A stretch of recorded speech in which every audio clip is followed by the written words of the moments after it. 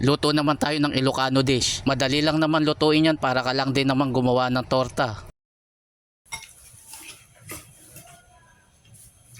Meron tayong talong dito na ilang piraso at ihihawin na lang natin sa gas stove. Matrabaho pa kasi kung gagamit pa ako ng uling, kaya dyan ko na lang niluto. Gagawa tayo ng Ilocano dish, kaya kailangan natin ng kamatis. Fast forward, ihaw ko na lahat yung talong. Masarap kasi kapag ka inihaw, para nalalasahan mo yung smoky flavor niya. Shoutout nga pala sa mga Ilocano na nanonood sa atin dyan. Tortang talong lagi yung ginagawa ko at ngayon lang ako makakapagluto ng ganitong dish na Ilocano. I-double check muna natin kung merong sira yung naihaw natin. Buti na lang isang piraso lang yung meron. Kung pinapanood mo pa rin ako, ibig sabihin nag-e-enjoy ka. Paki-like and share mo naman para madami naman yung makapanood. Hindi man kaaya-aya yung pangalan nito, pero pagka natikman mo, siguradong magugustuhan mo naman. Kung bago ka lang sa page ko at hindi ka pa nakapollow sa akin, paki-follow mo na lang ako para updated ka sa mga susunod. Shoutout nga din pala sa mga bagong followers, ganun din sa mga nakapollow sa atin. Maraming salamat po sa inyo. After natin na ma-double check na walang sira yung talong, tsaka naman natin hiniwa ng maliliit. Para ka lang din gumagawa ng torta, ang kaibahan nga lang hinihiwa lang ito ng manipis. Isunod naman natin i-prepare yung dalawang itlog.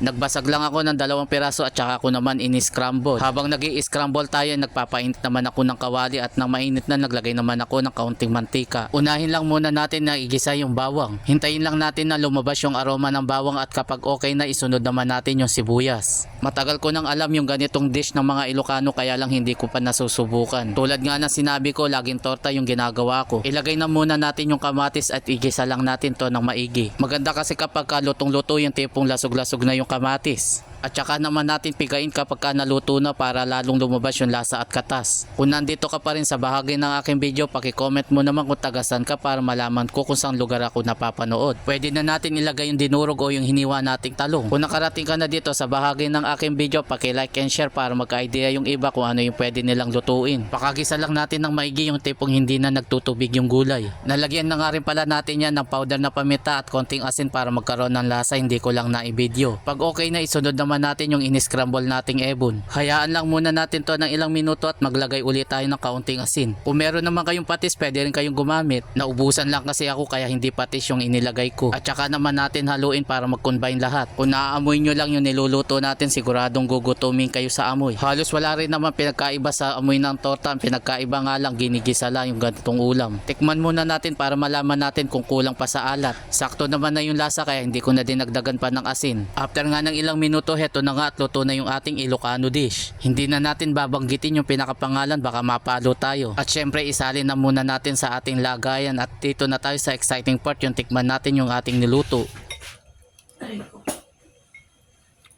Alang halong biro, manya-manyapin. Tara mga tamo, mga lods.